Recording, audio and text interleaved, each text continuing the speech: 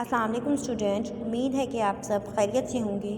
آج کا ہمارا لیکچر ہے اسلامیات کلاس 4۔ کتاب کا نام ہے شعور اسلامیات۔ So open your books, page number 10۔ Chapter کا نام ہے عقائد اسلام۔ سٹارٹ کرتے ہیں۔ عقائد کا واحد عقیدہ ہے جس کے معنی ہیں باندھنا، گرہ لگانا یا باندھی ہوئی چیز۔ اصطلاح میں اس سے مراد وہ بنیادی باتیں ہیں جن پر دین اسلام کی بنیاد ہے۔ ان پر ایمان لائے بغیر کوئی شخص مسلمان نہیں ہو سکتا۔ تو وہ بتا رہے ہیں کہ عقائد کا واحد عقیدہ ہے جس کے معنی ہیں باندھی ہوئی چیز، باندھنا یا پھر گرہ لگانا۔ اصطلاح میں اس سے مراد وہ عقیدہ ہے، وہ باتیں ہیں جن پر دین اسلام کی بنیاد ہے اور ان پر ایمان لائے بغیر کوئی بھی شخص مسلمان ہو ہی نہیں سکتا۔ تو کتنے ہیں جی یہ عقائد؟ 5 عقائد ہیں۔ پہلا ہے اللہ تعالیٰ پر ایمان، رسولوں پر ایمان، الہامی کتابوں پر ایمان، فرشتوں پر ایمان، یوم آخرت پر ایمان۔ ان عقائد کو ایمان کے اجزاء بھی کہا گیا ہے۔ قرآن مجید میں ان عقائد کا ذکر اس طرح آیا ہے۔ سورۃ بقرہ میں اللہ پاک فرما رہے ہیں کہ نیکی تو یہ ہے کہ آدمی اللہ پر، یوم آخرت پر، فرشتوں پر، اللہ کی نازل کی ہوئی کتابوں پر اور اس کے نبیوں پر ایمان لائے۔ فرسٹ ہے جی ہمارا اللہ تعالیٰ پر ایمان۔ اللہ تعالیٰ پر ایمان لانے سے مراد ہے کہ اللہ تعالیٰ کو واحد اور لا شریک مانا جائے۔ اس بات پر یقین رکھا جائے کہ اللہ ہی ہر چیز کا خالق اور مالک ہے، وہ ہر چیز پر قادر ہے، اس کے سوا کوئی عبادت کے لائق نہیں ہے، کوئی بھی اس کے برابر نہیں ہے، وہ پاک ہے، ہمیشہ سے ہے اور ہمیشہ رہے گا۔ ہم جو کچھ بھی کرتے ہیں سب کچھ اس کے علم میں ہے۔ تو وہ بتا رہے ہیں کہ اللہ تعالیٰ پر ایمان وہ ہے کہ جو اللہ تعالیٰ کو واحد اور لا شریک مانا جائے۔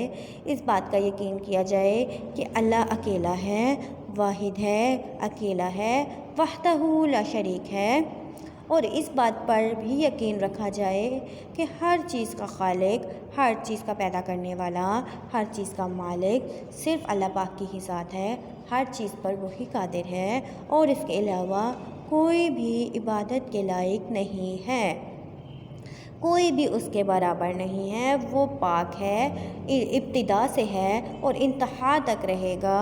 ہم جو کچھ کرتے ہیں وہ سب کچھ اس کے علم میں ہے۔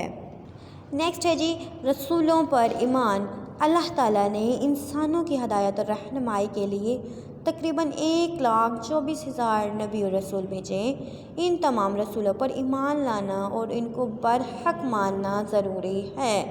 اللہ تعالیٰ کے نبیوں اور رسولوں کا سلسلہ حضرت آدم سے شروع ہو کر حضرت محمد صلی اللہ علیہ وآلہ وسلم پر ختم ہوتا ہے۔ تمام انبیاء اور رسول معصوم اور گناہوں سے پاک ہوتے ہیں۔ حضرت محمد صلی اللہ علیہ وآلہ وسلم سے پہلے ہر نبی اور رسول کسی قوم یا علاقے کی طرف بھیجے گئے تھے، لیکن حضرت محمد صلی اللہ علیہ وآلہ وسلم کی رسالت قیامت تک آنے والے انسانوں کے لیے ہے، جیسا کہ قرآن مجید میں ارشاد ہے۔ قرآن مجید میں اللہ تعالیٰ خود فرماتے ہیں، کہہ دیجئے میں تم سب کی طرف اللہ کا رسول ہوں۔ قرآن مجید میں اللہ تعالیٰ فرما رہے ہیں کہ کہہ دیجئے کہ میں تم سب کی طرف اللہ کا ہی ایک رسول ہوں۔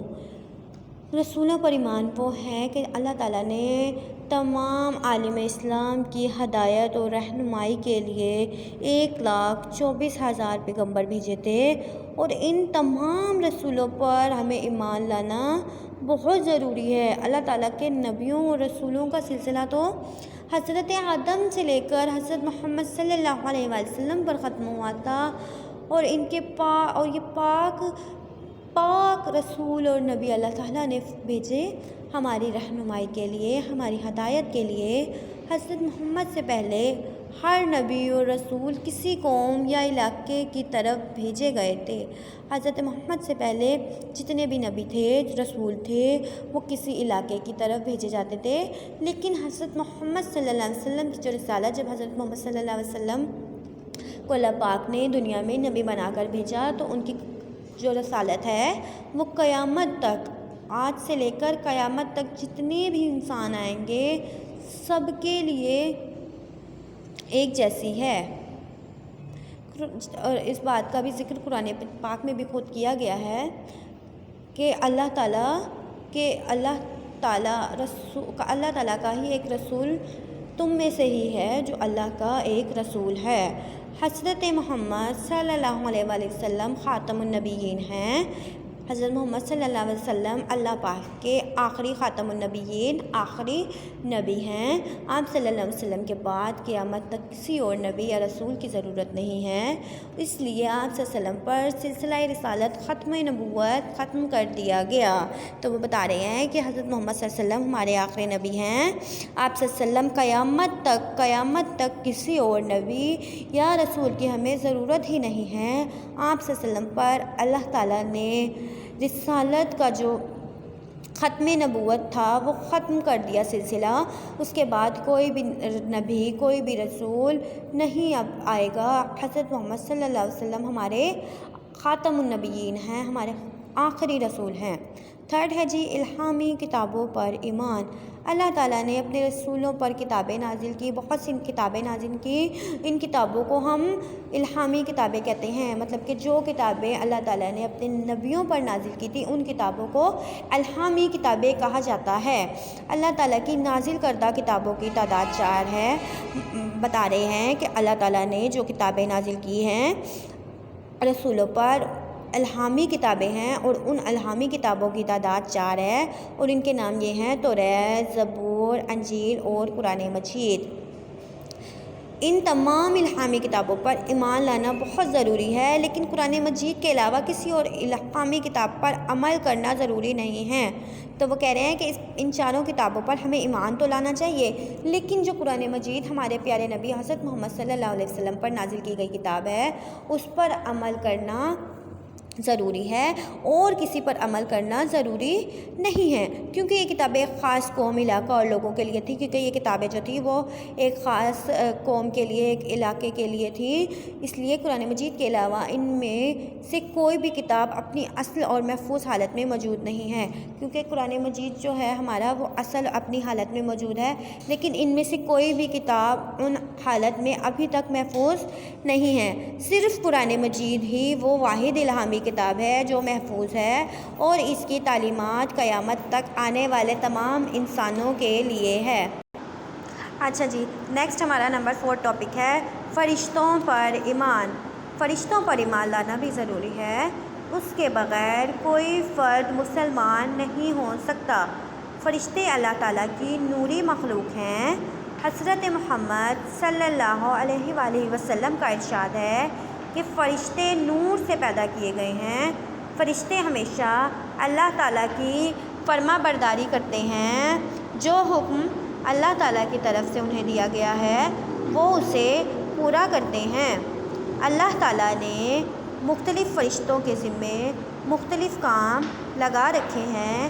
فرشتوں کی کل تعداد صرف اللہ تعالیٰ کو معلوم ہے، تاہم اللہ تعالیٰ کے 4 فرشتے زیادہ مشہور ہیں۔ تو وہ کہہ رہے ہیں کہ جو فرشتے ہیں ان پر بھی ایمان لانا ہمارا بہت ضروری ہے، اس کے بغیر کوئی بھی انسان جو ہے وہ مسلمان نہیں ہو سکتا، اور فرشتوں کو اللہ تعالیٰ نے اپنی نور سے بنایا ہے۔ حضرت محمد صلی اللہ علیہ وسلم کا ارشاد ہے کہ فرشتوں کو نور سے پیدا کیا گیا ہے۔ فرشتے جو ہیں وہ ہمیشہ سے اللہ تعالیٰ کی فرما برداری کرتے ہیں، اللہ تعالیٰ کا حکم مانتے ہیں اور اسے پورا کرتے ہیں۔ تو اللہ تعالیٰ نے کچھ کام فرشتوں کے ذمے لگائے ہوئے ہیں، اور ان کی تعداد بھی صرف اللہ کو ہی معلوم ہے۔ اللہ تعالیٰ نے 4 فرشتے جو ہیں وہ زیادہ مشہور دیے ہیں، جن کے نام یہ ہیں۔ حضرت جبرائیل علیہ السلام، یہ کیا کرتے ہیں؟ اللہ تعالیٰ کا پیغام نبیوں اور رسولوں تک پہنچانا۔ ان کا کام جو ہے وہ اللہ تعالیٰ کا جو پیغام ہے وہ نبیوں اور تمام رسولوں تک پہنچانا ہے۔ نیکسٹ ہے جی حضرت میکائیل علیہ السلام، یہ کیا کرتے ہیں؟ تمام جانداروں کو رزق پہنچانا اور بارش برسانا۔ ان کا کام جو ہے وہ تمام جانداروں کو رزق پہنچاتے ہیں، اور اللہ تعالیٰ نے ان کے ذمے بارش برسانے کا کام دیا ہے۔ نیکسٹ ہے جی حضرت اسرائیل علیہ السلام، تمام جانداروں کی روح قبض کرنا۔ یہ تمام جانداروں کی روح قبض کرنے کا کام ان کے ذمے اللہ پاک نے لگایا ہے۔ اس کے بعد ہے حضرت اسرافیل علیہ السلام، قیامت کے دن سور پھونکنا۔ یہ جو ہے اللہ تعالیٰ نے ان کے ذمے کام لگایا ہے کہ قیامت کے دن ایک سور پھونکا جائے گا جو حضرت اسرافیل علیہ السلام کے ذمے ہے۔ 5 والا ہمارا ٹاپک ہے یوم آخرت پر ایمان۔ آخرت پر ایمان رکھنے سے مراد یہ ہے کہ اس بات پر یقین رکھا جائے کہ مرنے کے بعد انسان کو قیامت کے دن دوبارہ زندہ کیا جائے گا۔ آخرت کے دن اس کے اعمال کا حساب کتاب ہوگا اور ہر شخص کو اس کے اعمال کے مطابق جزا اور سزا ملے گی۔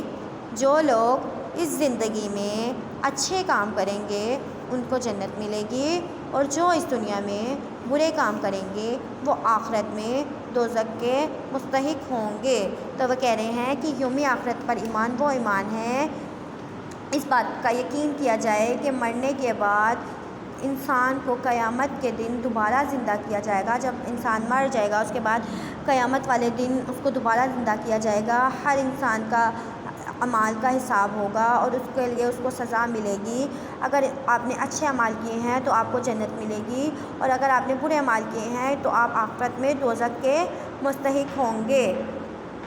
ٹھیک ہے اسٹوڈنٹ، امید ہے کہ آپ سب کو لیکچر کی سمجھ آئی ہوگی۔ انشاءاللہ نیکسٹ لیکچر میں ملاقات ہوگی، تب تک کے لیے اللہ حافظ۔